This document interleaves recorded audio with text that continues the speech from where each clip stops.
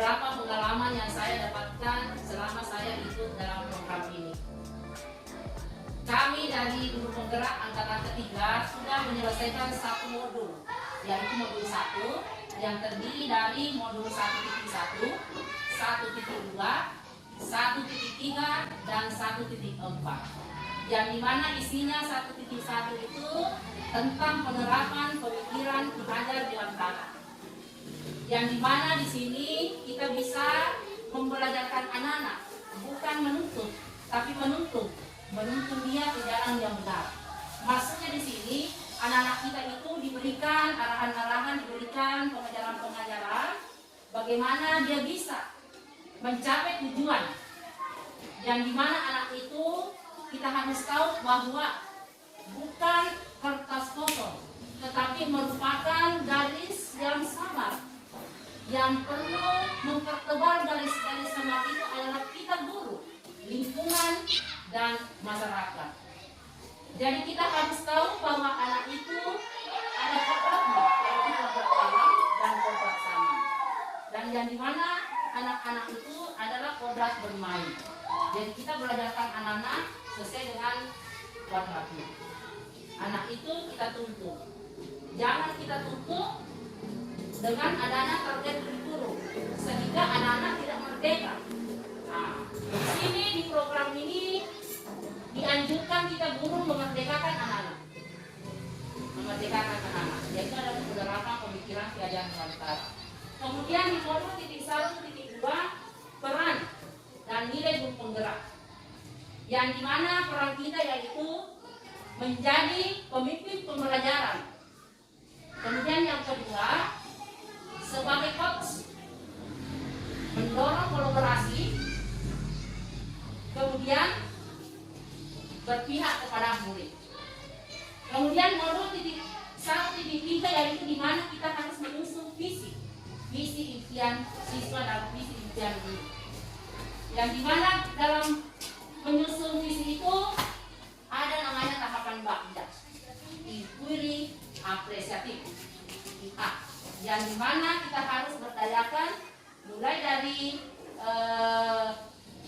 orangnya sampai ke kekuatannya. Maksudnya kekuatannya itu apa? Kekuatannya kepala sekolah, apa kekuatannya guru kelas, apa kekuatannya komite, apa kekuatannya puskesmas.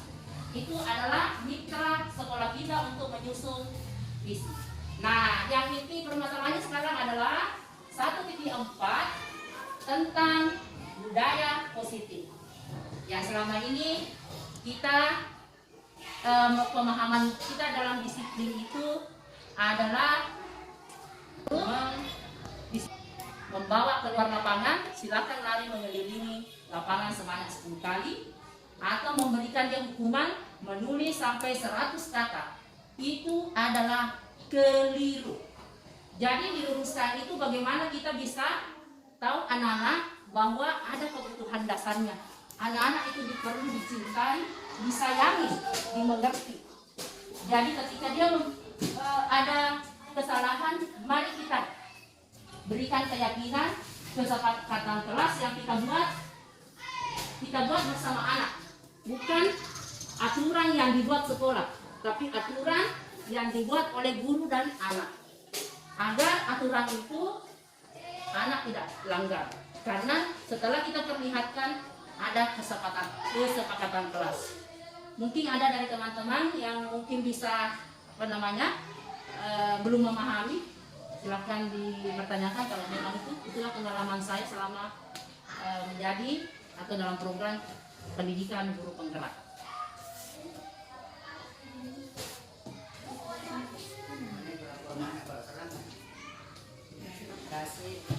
Kalau umpama ada anak-anak begitu, kemungkinan saya selaku guru yang tua di sini, kalau bisa anak-anak itu jangan disuruh terlalu banyak, itu lari mengelilingi 10 kali.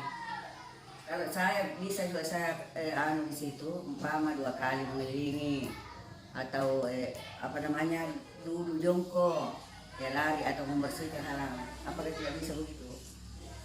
Oke, terima kasih Bu Dian. Ya, itu adalah sebenarnya pemahaman lama bagi kita guru Iya. bahwa memberikan hukuman itu hukumannya. Iya. Hukuman itu sekarang tidak diberlakukan, bukan hukuman, Iya. Ibu. Tetapi konsekuensi di mana anak itu sadar bagaimana kesalahannya. Iya. Jangan memberikan hukuman yang tidak sesuai dengan materi pada saat itu. Contoh di PJOK, praktek, misalnya praktek atletik. Iya. Ketika dia terlambat, bisa saja dia menyuruh lari mengelilingi lapangan karena ada pemanasan sebelum masuk di inti. Tapi kita guru kelas harus dulu mempertanyakan kenapa anak-anak itu melanggar.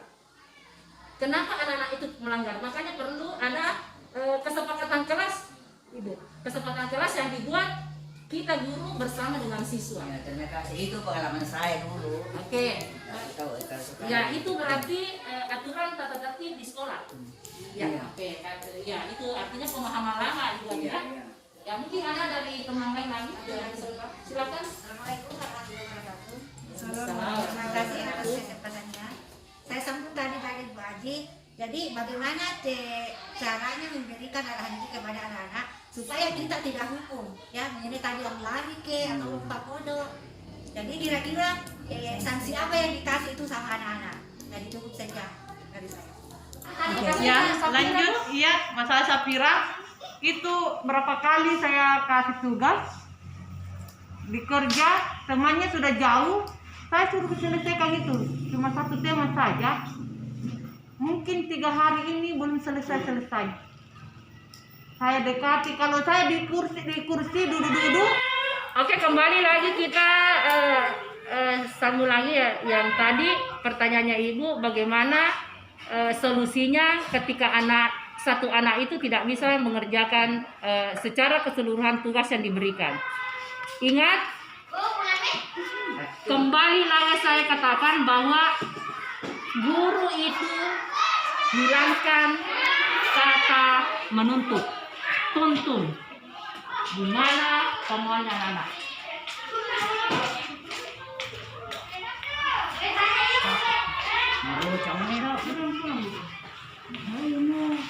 Jadi saya harapkan kepada kita semua, untuk teman-teman, marilah kita seperti petani. Petani menggarap lahan. Apa ini?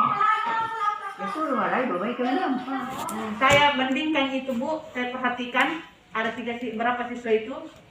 Perempuan 2 orang, Nur Safira dan Kaila.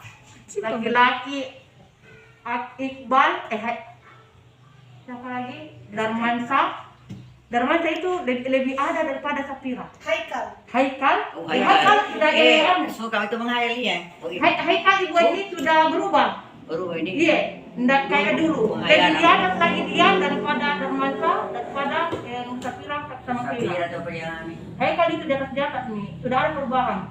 Semenjak saya tanya, kan selalu kalau dia apalagi kalau gama sembunyi toh, saya panggil kenapa? Ya betul juga itu ada dari keluarga kekurangannya. Kemudian di sana banyak orang di sana mengganggu. Salah satunya itu anak-anak kurang fokus dalam belajar. Padahal keluarga banyak sekali. Tapi dia perhatikan, cuma ini saya tanyakan ini yang Nur Safira betul-betul. Apa ini Mas? Dah ada perubahan, saya tak apa betul Bu. Untuk mesti ya disuruh tampil ke depan menyanyi semuanya bintang kecil. Kalau dibawa di luar itu suaranya keras. Saya pada saat di depan kurang. Saya panggil.